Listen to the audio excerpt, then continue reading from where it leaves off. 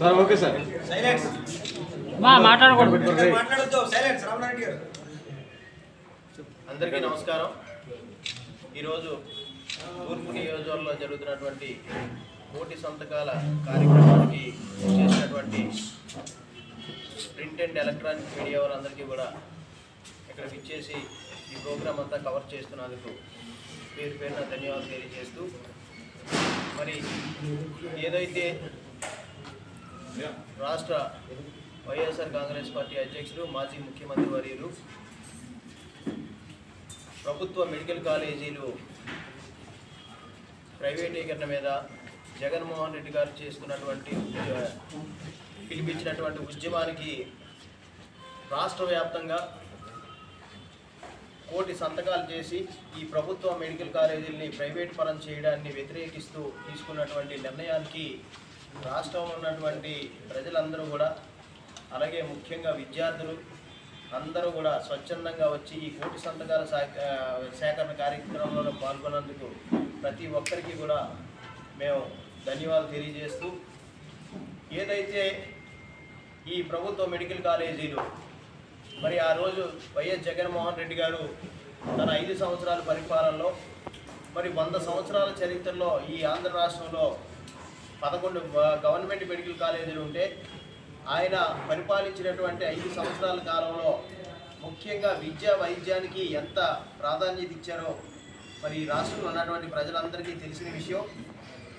మరి దానిలో మరి ఆ భవిష్యత్తు తరాలకి ఆస్తులు ఇచ్చినా ఇవ్వకపోయినా సరే విద్యనే చదివిస్తే చాలని చెప్పేసి ఎంతో గొప్పగా భావించినటువంటి ముఖ్యమంత్రి.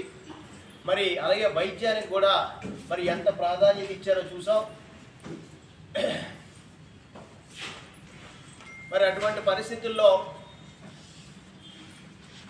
గవర్నమెంట్ స్కూల్స్ కానీ ఆ రోజు నాడు నేడు ద్వారా గవర్నమెంట్ స్కూల్స్ అన్నీ కూడా ఈ రాష్ట్రంలో ఉన్నటువంటి 40,000 పైన స్కూల్స్ని నాడు నేడు ద్వారా ప్రైవేట్ స్కూల్స్కి ధీటుగా మరి వాటన్నింటినీ తయారు చేయడమే కాకుండా మరి పిల్లలందరికీ కూడా గవర్నమెంట్ స్కూల్లో ఉన్నటువంటి పిల్లలందరికీ కూడా ఒక బుక్స్ కానీ లేకపోతే ఒక డ్రెస్ కానీ, అలాగే class rooms, digital class rooms కానీ, మరి డిజిటల్ బోర్డులు కానీ, ట్యాబ్లు కానీ, అలాగే మరి షూ కానీ, ఇటువంటివన్నీ కూడా మరి పేదవాళ్ళు చదువుకోవాలి, పేద పిల్లలు చదువుకోవాలి, పేద పిల్లలు చదువుకుంటేనే మరి ఆ కుటుంబం బాగుంటుందని ఎంతో గొప్పగా మరి ఆలోచించినటువంటి వ్యక్తి జగన్మోహన్ రెడ్డి గారు.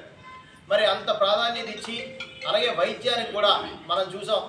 ఆ రోజు వైఎస్ రాజశేఖర రెడ్డి గారు తన పాదయాత్రలో చూసినటువంటి సమస్యల్ని మరి ఆయన ఏదైతే మేనిఫెస్టోగా తీసుకొని ఆ రోజు రాజశేఖర రెడ్డి గారు విద్యా వైద్యానికి ఎంత ప్రాధాన్యత ఇచ్చారో దానికి మించి జగన్మోహన్ రెడ్డి గారు మరొక 2 అడుగులు ముందుకేసి మరి 1వ తరగతి నుంచి కూడా అమ్మఒడి అనే కార్యక్రమాన్ని తీసుకొచ్చి మరి పేద పిల్లలందరూ చదువుకోవాలని భావించినటువంటి ముఖ్యమంత్రి వైఎస్ జగన్మోహన్ రెడ్డి గారు.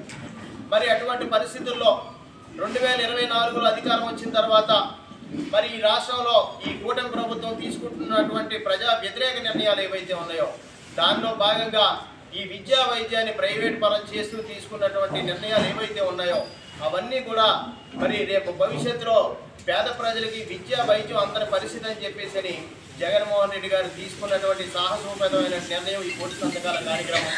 ఈరోజు కోటి సంతకాలు పెట్టమని చెప్పి కోటి సంతకాలు పెట్టి మరి ప్రజల తాలూకా ఆలోచన విధానాన్ని మరి గవర్నర్ దగ్గర కానీ రాష్ట్రపతి గారి దగ్గర కానీ తీసుకెళ్లాలని చెప్పేసి ఈ ఉద్యమాన్ని ఒక మహోద్యమంగా తీసుకెళ్లినటువంటి వైఎస్ఆర్ కాంగ్రెస్ పార్టీ శ్రేణులు, అలాగే ముఖ్యంగా తూర్పు నియోజకవర్గంలో ఉన్నటువంటి ప్రతి వైఎస్ఆర్ కాంగ్రెస్ పార్టీ కార్యకర్త కూడా ఈ కార్యక్రమంలో భాగస్వామ్యమై మరి ఈ కార్యక్రమాన్ని ముందుకు తీసుకెళ్ళినందుకు ప్రతి కార్యకర్తకి కూడా నేను ధన్యవాదాలు తెలియజేస్తా ఉన్నాను.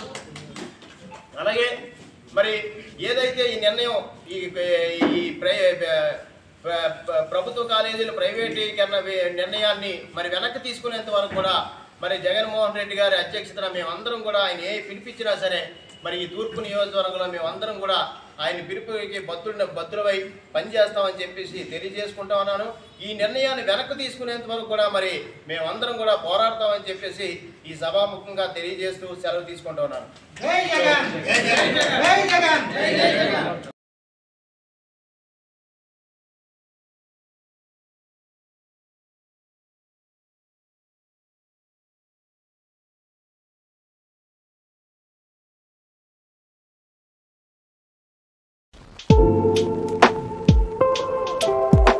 చేస్తున్నాం.